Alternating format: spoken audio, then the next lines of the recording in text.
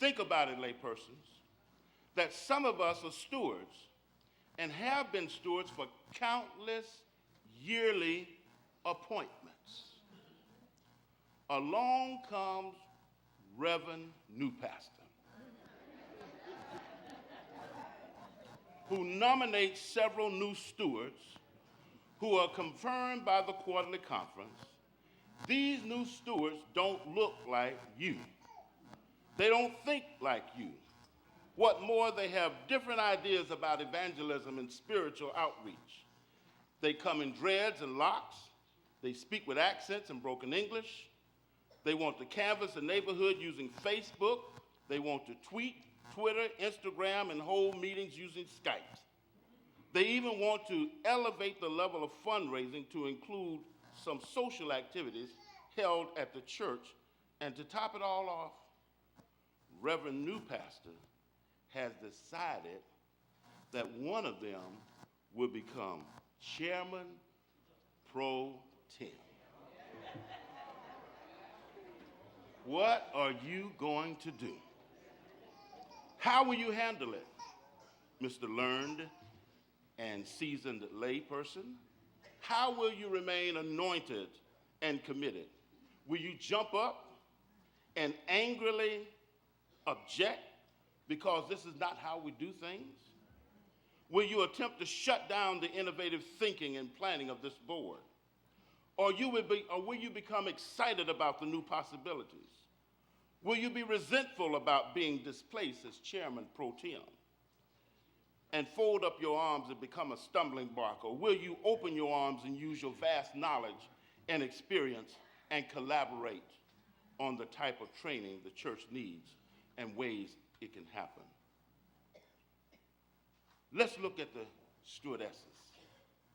Does the stewardess board have to be comprised of senior women with beautiful gray hair, dresses down to the floor, sitting pristinely in the AME corner?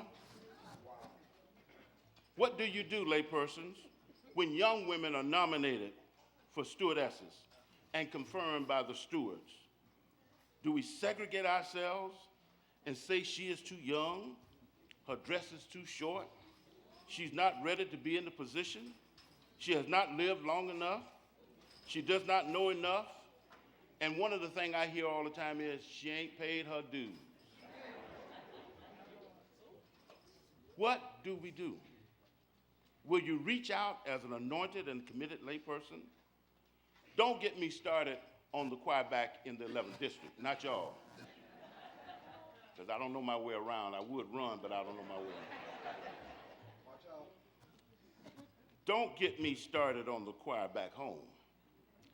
Lay folks in the choir are something else, in the 11th district, that is. When the woman thinks that someone else is going to take her lead song, not just any song, but the song she's been leading for many, many years. And here she comes, a Jenny come lately, has joined the choir and does not mean she can replace you in the choir, although you haven't been to choir rehearsal in several regularly. What do you do when there is a decision that is made that goes against what you clearly see in the book of discipline? How do you handle it? When is there a church conference that is called for the purpose of organizing the church, is held and the ballot does not have your name, even though you filled out a consent form and have served as a trustee for the past 10 years? Worse than that, the ballot contained names of people that you know that have not been a member of the church for 2 years. Do you stand up with the discipline in one hand, demanding an answer? Do you become a loud, vocal adversary to the pastor, make it your business to speak against every plan he tries to propose in the future? How do you face inequities in the church? How do you keep on moving forward in the face of disappointment? How do you fulfill the Great Commission as an anointed, committed layperson? I want to tell you, how do you resolve that issue? How many of you remember the song, "Oh, what needless pains we bear, all because we do not carry everything"? There was this auctioneer.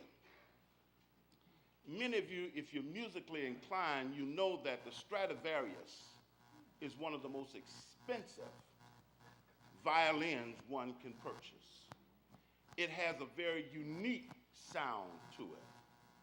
And there the auctioneer was about to auction off this Stradivarius. He started off with $50,000. No hands went up. Got down to $20,000 and no hands went up. $5,000 and no hands went up, and all of a sudden, coming down the center aisle, a musician who had been playing for many years, and you can tell that his hair had gone gray, and the wrinkles in his face will let you know that he has been around for a while. He took that violin and he began to pluck the strings, placed it in position, and he began to play a song that pierced the heart of those who were sitting and listening. And then after he had played the song, he took the violin and placed it back in its position. And the auctioneer said, $5,000, hands went up. $15,000, hands went up. And he kept going, and the little boy asked his mother, he said, "Mama, how is it that when earlier nobody was raising their hands to purchase this violin?" And she explained to him that when you put it in the master's hand,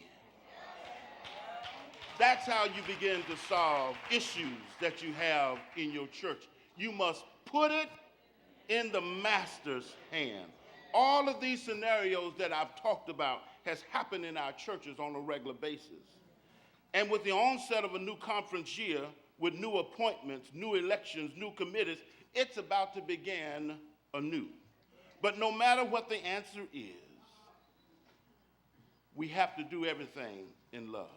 How do we act like the informed, disciple, sprouting layperson, draped in compassion and empathy and love? Remember, as layperson, it is okay to inquire, but we do not want to insult. It is acceptable to challenge respectfully, but not to scorn angrily or rudely. We want to be assertive in our purpose, but not aggressive in our demeanor. We need to study the word, train others as you are trained, come to serve and not to be served. Stop complaining about the new stewards and join them. Don't criticize the young stewardess, teach them. Use their youth and energy. Don't be so concerned about who is singing your song. Be glad your song is blessing someone else, and that it will continue to song when you no longer can hold a tune. Quit worrying about who is on the board of trustees. Just make sure that you're on board to glory.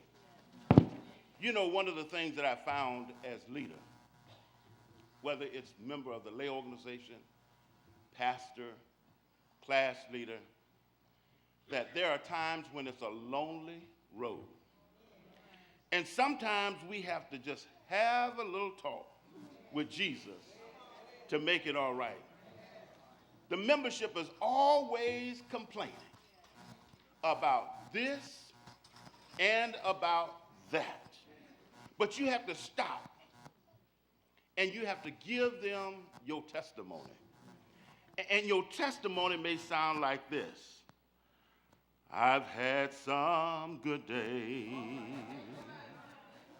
and I've had some hills to climb. I've had some weary days and lonely nights. But when I look around and I began to think things over,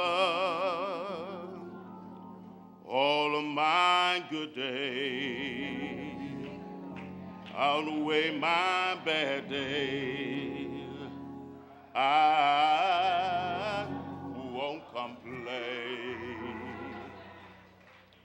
Sometimes my clouds hang low. I can hardly see the road. I ask the question, Lord, why so much pain? He knows what's best for me. Although my weary eyes cannot see, that's why I said thank you, Lord.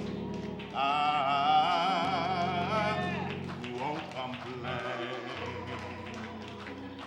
Lord, you've been so good to me. Oh, yes, he has. Has he been good to you?